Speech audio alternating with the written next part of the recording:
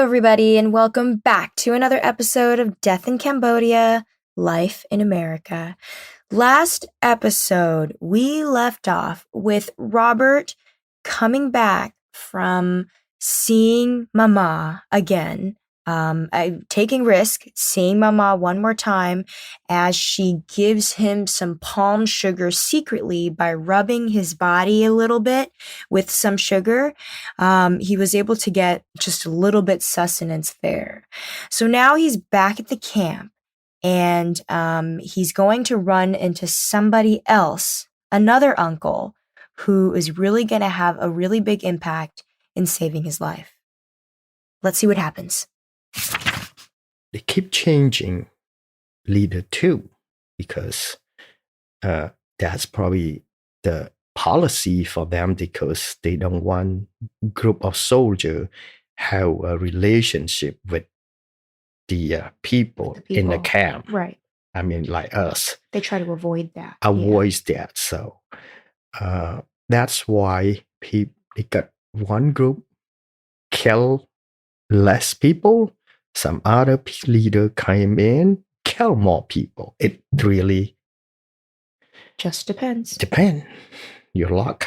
So I went back to camp, and then now they assign you in the different areas. See, they changing work place all the time. Whatever they need, they sometimes they send you like walk like 3 hours to a workplace, and then sometimes work was only 15-minute work. Walk to work. But it's all in the same types of work, dig the canal, build the planting rye, planting tree, cutting tree. It's the same types of work. Right. So one day, they assign about 50 people.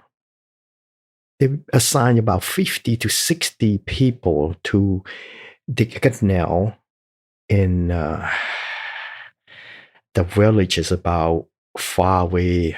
You walk probably about 3-4 hours. That village, I didn't know that village, that where mom's uncle live. And his name Fun, last name Chow, is the same as me.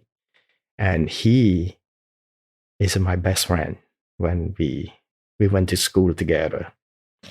This is not the same uncle. Live in Long Beach in Monterey Park today.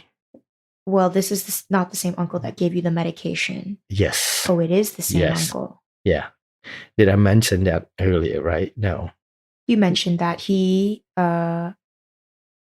drove by on the bicycle and gave you the medicine from Mama. No, that's that uncle. No, this one's mom's uncle, not my uncle. Oh, mom's uncle. Yeah. Like my mom. Mom. Yeah. And his name Fun. He's my best friend. We went to school together. I see. So, but he was a handsome guy. Uh-huh. And I didn't know that he was, he's still married, the same lady. And the lady requests the leader to marry him. So he had to.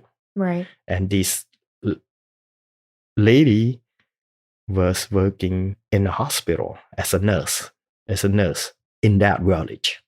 Not the hospital that you've been to. No. This is a completely different community. Different village. If you walk, if you ride by, it's probably gonna be 5 hours. Okay. And then but we walk across, shortcut, so about 3 hours. So they assign about 50, 60 people to work to make the canal, which is close to that village. So when we dig the hole and that, at lunchtime, he the one have the people bring food to us. Oh, I saw him. Like and the I was, server. yeah. So because see, every time when it's far away from your camp, different village, you request the worker, our camp leader agree, but they agree to feed us that day, the food, because it's no way that they can bring the food from the camp like 3-4 hours. So the village that close by there provide us food. I see. So I think at lunchtime I saw him, but he didn't really recognize me. But I recognize him because he didn't change much, because he had plenty of food, because he married the nurse in that village. So after they marry that nurse, they put him to raise the pig for the village. How nice. Yes, that's a gold mine. So they have pig that they feed. The food is way better than us. Way, way better than us. Because they have real rice to feed them the rice, To fatten up the pork. Exactly. So I remember when I heard this part, Robert mentioning that the cattle and the pigs got better food. They had actual rice. It just made me realize, like, wow, these Khmer Rouge soldiers, to put it in perspective, really, really saw humans completely disposable. I mean, their cattle and their pigs and the animals that they were going to kill anyways to feed themselves got more food, better food than the humans that were dying around them, that they were killing around them. I mean, that puts everything into perspective. So you guys just get rice soup. He had plenty of medicine, all kinds of. I mean, it's a Western medicine, not the herb medicine. They do both, help both. So I talked to him a little bit, because lunchtime, he said, "Oh my God, what happened to you? So skinny." I said, "Yeah, well." So I tell him easy for you to say when you. Yeah, he was fat. I said, what you do, and he told me. What do you mean? What happened to me? Yeah. So it was exciting. I thought, oh, wow. And then he gave me more food, that? He gave me more food, Oh, but, and real food, rice now. He gave me the rice, and then put the rice soup, put the rice at the bottom and put the rice soup. So you're hiding the rice. You're hiding the rice. I see. Yeah. And then he said, I just live not too far from here. I had to walk about maybe half an hour, 45 minutes. He said, I'm there all the time. If tomorrow, if you come back, because you don't know your schedule. Right, exactly. If tomorrow you come back, I hope I can bring something for you, if they let me bring, serve the food to your team. This is all a risk for him too. Again. Oh, big risk. Big risk for him too. Yeah. Even when you marry the nurse. I think the risk for him is probably less, because they didn't really pay attention to him that much. Because I think, not like other people taking risks. Because he now it's the same team as them. And then all these soldiers need help from him too, medicine and all that from his wife. Right. So his wife is an actual nurse before the Khmer Rouge take over? No. Okay. No, I don't know. Somehow, somewhat, she probably have a connection with the Khmer Rouge and all of that, so she can get that. She got that job, that position. That's what I say. You can request, if you are Khmer Rouge team, soldier, nurse or whatever, you can request anyone to marry you. If you were part of their team. You're part of their team. You couldn't do that, obviously. Well, you can do too, but then you have to go through, the Khmer Rouge. Khmer Rouge, because the Khmer Rouge, the soldier, if they say yes, yes. If they say no, it's no. But it's not like you can choose somebody within the Khmer Rouge. Oh, no. The Khmer Rouge soldier can request anyone. You, yeah. Yes. But you as yourself cannot they not rank request. Yourself. You cannot request. I take that back. They not request. Oh, okay. They just tell you. Right. You marry the handicap. You marry that old soldier. You marry whatever they tell you to do. Mm-hmm. You have two options. You say no, you die. Historical content. Historical content. Okay, so forced marriages were very, very common during the Khmer Rouge, actually. It shows the lack of system that they had. And so I remember Robert mentioning this in a prior episode before, but just to go into a little bit more detail, this affected everybody between the ages of 13 through 35 and were organized in almost every village. Whether you were unmarried or formerly married, it didn't really matter. At this time, over 250,000 women were forced into marriages and were also forced to consummate, aka, they were raped. This is a very, very special scenario, though. In this situation, the uncle was actually chosen by a Khmer Rouge lady. So you can say that some people were actually lucky to be chosen by a Khmer Rouge person, because if that partner actually happens to be nice to them, then you were living a pretty decent life. You were immediately considered to be part of the quote-unquote Khmer Rouge team, and therefore you never were to be put in a position to overwork yourself or starve. As Robert mentioned, in fact, this uncle gained weight, which was crazy. So I think it's safe to say that really, though, in the experience through the Khmer Rouge, everybody had a different experience. It really, really depended on the luck that you had during this time.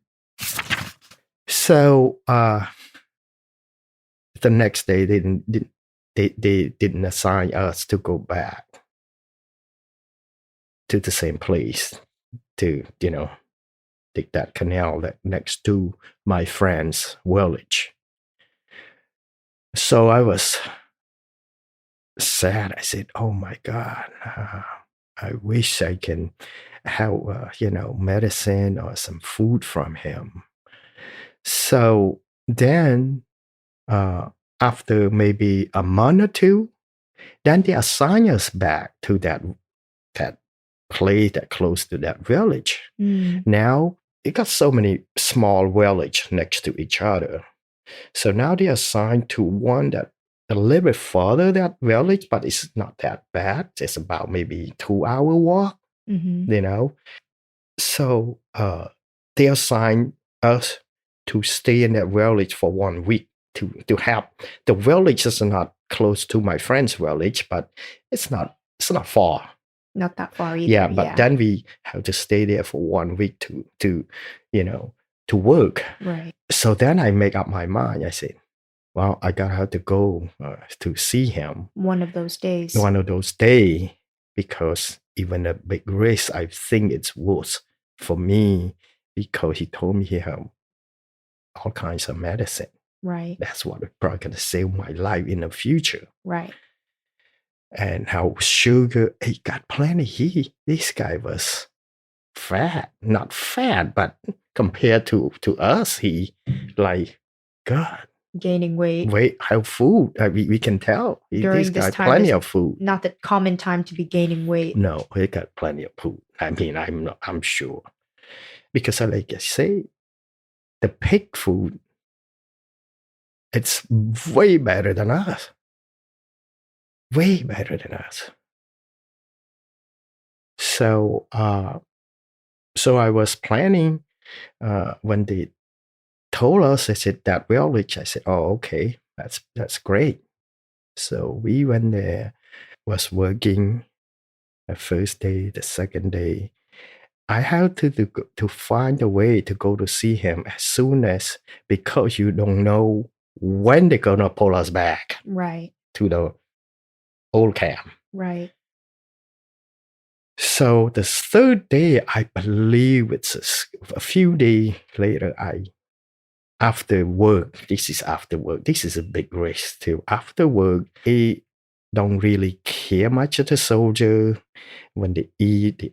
You cannot go at night either, because, when they go at night, they say, what you doing? They Right. thought you tried to escape. Right. During the day, daylight, it's okay because you go in chasing rat for food. You see, everybody go out chasing rat. After work, I stay out there because the work from that work is about maybe 1.5 hours to that village. You see what I'm saying? If I'm go back to the village that we stay, it's a bit farther. Exactly. So where you're currently staying and working at is only temporary. Yeah. And that temporary place is close to him. Closer, but the workplace is even closer. So after work, and then they say, oh, and then everybody like go chasing rats. So I take my long stick and just keep chasing. I'm just chasing, and sometimes I pretending running, chasing that rat, and go toward my friends, right? His village. Right.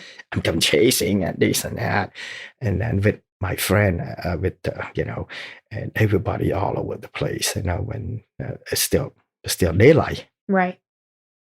So now I getting close to the village.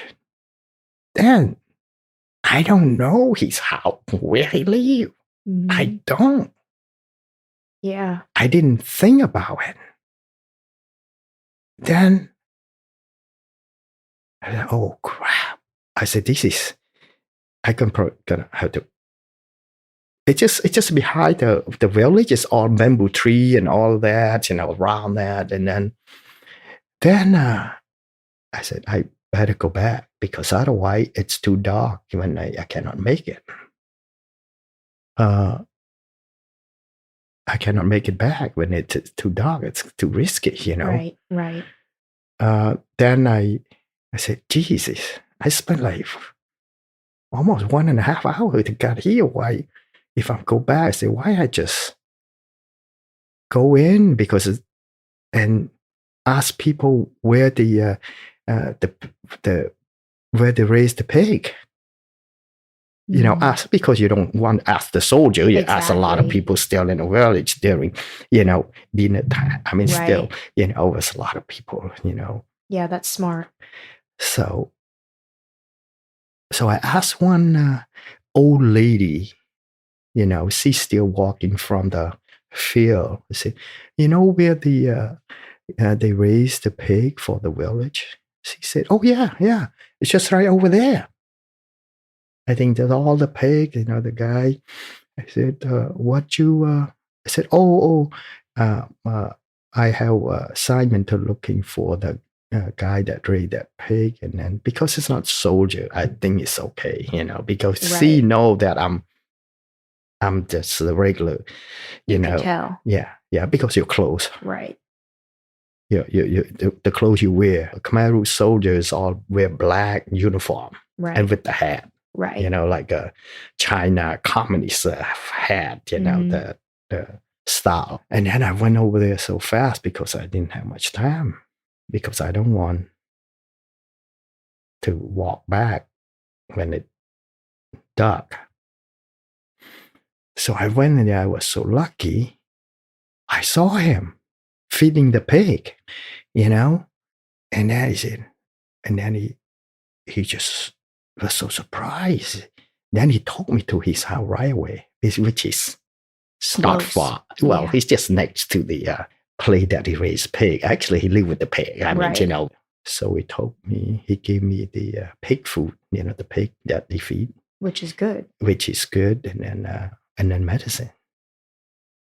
antibiotic. Antibiotic. How many? I think so, probably 10 pill. That's a lot. That's a lot. 10 pill. He said, take it. This is good for you because I use this for the pig. Oh my God.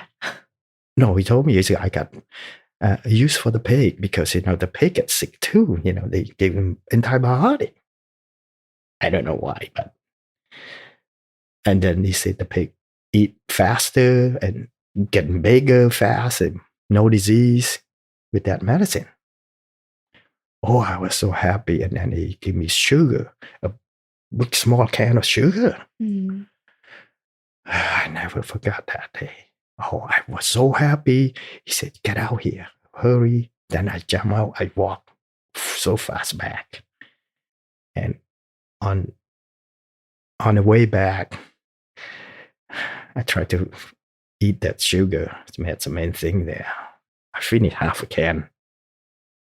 Just eating so much energy, sugar. And then the pig food, the pig, just like a little rice, Mm-hmm. And so we gave me probably around a pound or two. And I took it with me to the camp because nobody gonna check it. I know if they ask me, because I got two rat, that I caught on the field that day. Mm-hmm. So I put it on the top. So I tie it. So, but was lucky nobody checked. So I got back to the camp, finish off the palm sugar, half can of that palm sugar with gold. Oh my God, it was never forgetting that day in my life. It was so good.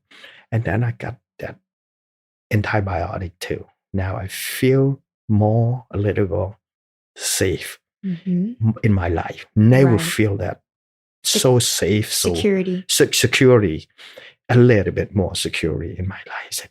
It's just like gold, that antibiotic. Oh, I was so happy. I was so happy in my life in that 3.5, 4 years. Yeah, never forgot. That's why when I didn't know that he got to the United States,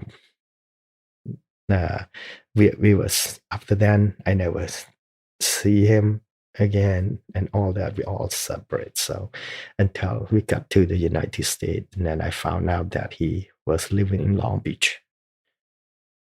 So I was helping him because I was, building a lot of donut shop, and I helping him back. And then every time I mentioned to his wife, didn't know that he stole the food and the medicine, gave it to me. Mm-hmm. He never told his wife either. Mm-hmm. So until got to the United States one day, so when I found out that he lived in Long Beach, I just went to see him. I mentioned to him, you remember that you gave this medicine and sugar and the pig food? He said, oh yeah, I remember that day. I said, that's the best day in my life. You saved my life. Oh yeah. Up until today, we still talk, and it was awesome. I think I never feel that happy in that 3.5, 4 years with the Khmer Rouge.